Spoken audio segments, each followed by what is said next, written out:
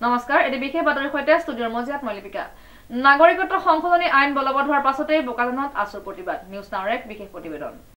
নাগৰিকত্ব সংশোধনী আইন বলবৎ হোৱাৰ পাছতেই বোকাজানত আছুৰ প্ৰতিবাদ কা বলবৎ হোৱাৰ পাছতেই আজি সমগ্ৰ ৰাজ্যতে প্ৰতিবাদ সাব্যস্ত কৰিছে বিভিন্ন দল সংগঠনে বোকাজানতো সদৌ অসম ছাত্ৰ সন্থাৰ বোকাজান আঞ্চলিক সমিতিৰ নেতৃবৰ্গই নিজৰাপাৰ তিনিআলিত কাখন বলবৎ হোৱাত বিজেপি চৰকাৰৰ বিৰুদ্ধে প্ৰতিবাদ সাব্যস্ত কৰা দেখিবলৈ পোৱা গৈছে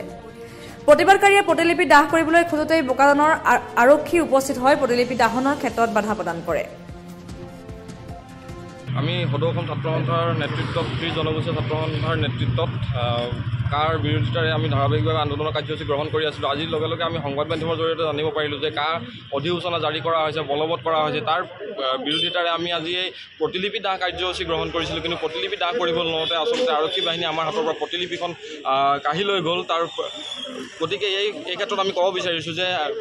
অসম আৰক্ষীক বিজেপি চৰকাৰখনে আচলতে নিজৰ দলীয় কৰ্মী হিচাপে ব্যৱহাৰ কৰিব পৰা আমি দেখিবলৈ পাইছোঁ আৰু ইয়াৰ লগে লগে আমি এটা কথা ক'ব বিচাৰোঁ যে অসমীয়া জাতিৰ আৱেগ থকা কোনো খিলঞ্জীয়া লোকে কেতিয়াও মনা নাছিল আৰু নামানে আৰু পৰিস্থিতি ইয়াতকৈ বিষম হ'ব ভয়াৱহ হ'ব আমি স্পষ্টভাৱে সদৌ অসম ছাত্ৰ সন্থাৰ 30 জনগোষ্ঠীয় ছাত্ৰ সংগঠনে আমি স্পষ্টভাৱে বাৰে বাৰে কৈ আহিছোঁ যে পৰিস্থিতি যদি ভয়াৱহ হয় তেনেহ'লে কিন্তু ইয়াৰ বাবে দায়ী হ'ব কেৱল ৰাজ্য আৰু কেন্দ্ৰীয় চৰকাৰখন পৰৱৰ্তী কাৰ্যসূচী আপোনালোকৰ হয় ইতিমধ্যে কেইবাটাও ধাৰাবাহিকভাৱে কাৰ্যসূচী আমাৰ ঘোষণা কৰা আছে অহাকাইলৈ আমাৰ